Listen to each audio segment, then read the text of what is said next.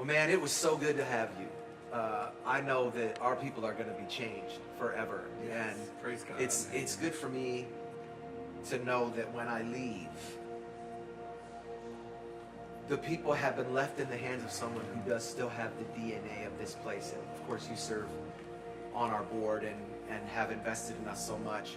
And I know that I kind of introed the Excellerate thing, but I want to kind of dig into that a little bit more. And we are going to do this here.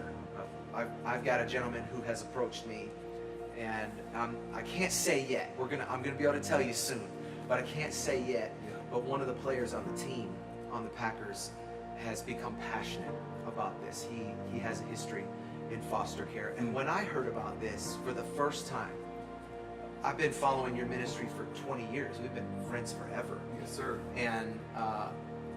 And I've always loved your ministry, but it did something personal for me when you decided that you were going to love people that so many people have forgotten. And a lot of our people, they don't know this because I don't talk about it a lot.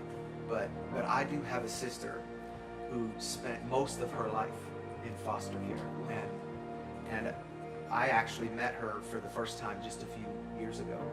And I met her kids, and she luckily ended up in a home of people who loved her. And so now she's got 2 full families and 2 sets of siblings and had 2 sets of parents, and it was a God thing. Most of these kids, that's not their story. And I've met some of your kids and been at your Christmas party, and it's heartbreaking. You meet these kids, and it's like, what I can't fathom is the fact that these kids have been thrown away. I wanted to bring every one of them home. I wanted to adopt all of them, and some of them got their own babies. Yeah. And I wanted to take them home and just put them all in my house. Obviously, we can't do that, but there's so much that we can do beyond just finances. We've got people here who are excited about it. But could you just tell our friends just a little bit more about what Excellerate is? What does that discipleship program look like on a practical standpoint? Sure. We meet twice a week. Okay.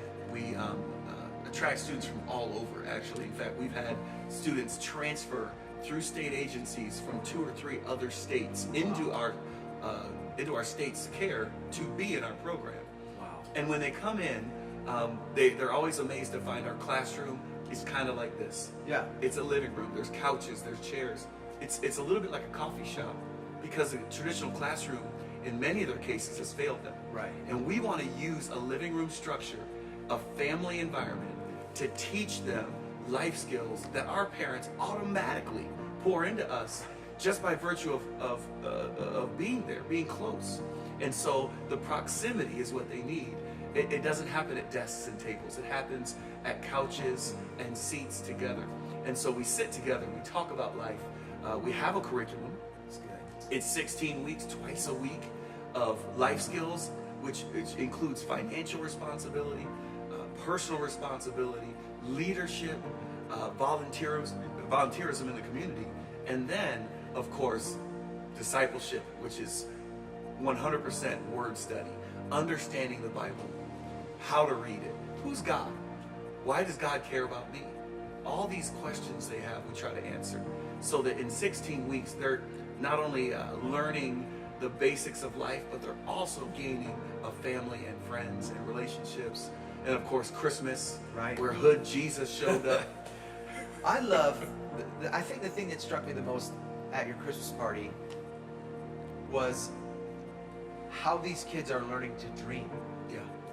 Taking kids who have suffered from dream deprivation, have been, essentially, it's been ingrained in them that they'll never be anything. I think when you've been abandoned, obviously it becomes almost impossible for you to have your own dream.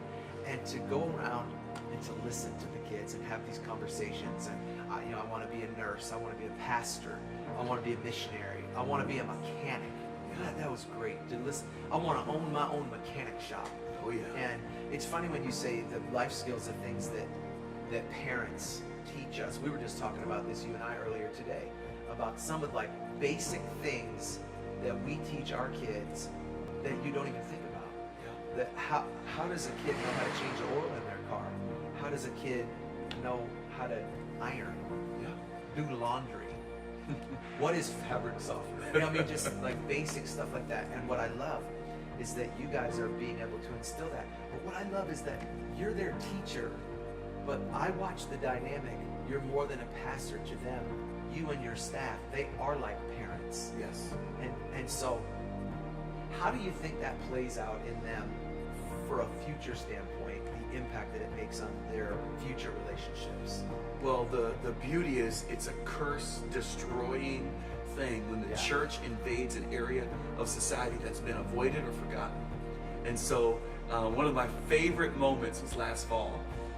One of our former students from 3 years ago was in our class volunteering, and she met a young man in the program that had completed, and he had just started volunteering, and they courted, they were engaged, and they were married last fall, and now they're 2 months pregnant. So good. So good. So we broke this curse, that Jesus broke this curse of fatherless children, and we have a new generation now, the kids that were orphaned, that now are not going to let another orphan happen in their life. And so that's what God does when we invade a place as the church. That's so good. Well, we're going to, again, invest in you, and we're going to continue to financially support you guys, support you with prayer. Again, we're going to have our own program here sooner than later. Yes. I wish that I could say more about it, but I've been praying about this and excited about this for like 3 years, about wanting, there's so many kids here in the 920 that are in this boat. Yes. And so I just want to say to you, thank you for loving the unlovable and reaching the unreachable, and for encouraging us to step outside of our comfort zone and to be more like Jesus. Man, it's my pleasure.